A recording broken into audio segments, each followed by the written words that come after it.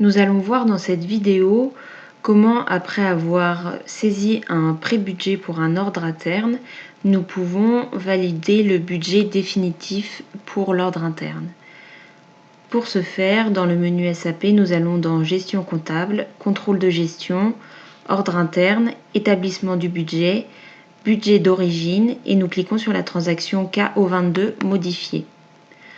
Nous renseignons l'ordre interne concerné et nous cliquons sur Entrée.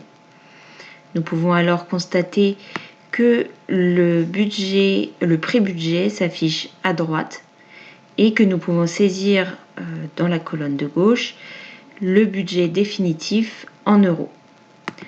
Nous nous rendons donc dans notre fichier Excel où nous avons prévu ce budget définitif en euros.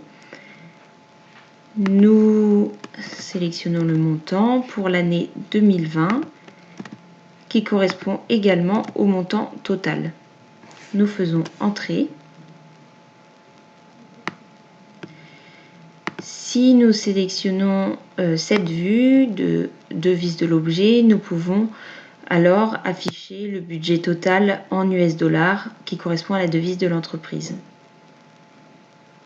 Nous pouvons alors enregistrer notre budget définitif, qui est notre budget de référence pour l'ordre interne de notre campagne de marketing. Nous enregistrons la pièce. Nous pouvons ensuite retourner sur le menu SAP pour nous rendre sur l'état de reporting et contrôler notre budget. Nous allons donc pour ce faire dans Gestion comptable, Contrôle de gestion, Ordre interne, Système d'information, État pour ordre interne, Autres états et nous sélectionnons la transaction Liste budget réel engagement. Nous renseignons le périmètre analytique ainsi que notre ordre interne.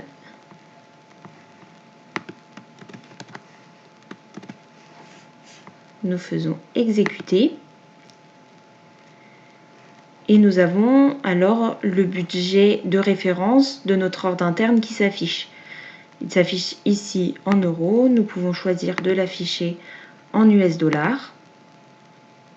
Nous avons donc bien un total de 2 800 000 US dollars. Nous pouvons également constater que pour l'instant, 0 $ ont été engagés et que nous avons bien donc la totalité de notre budget qui est disponible.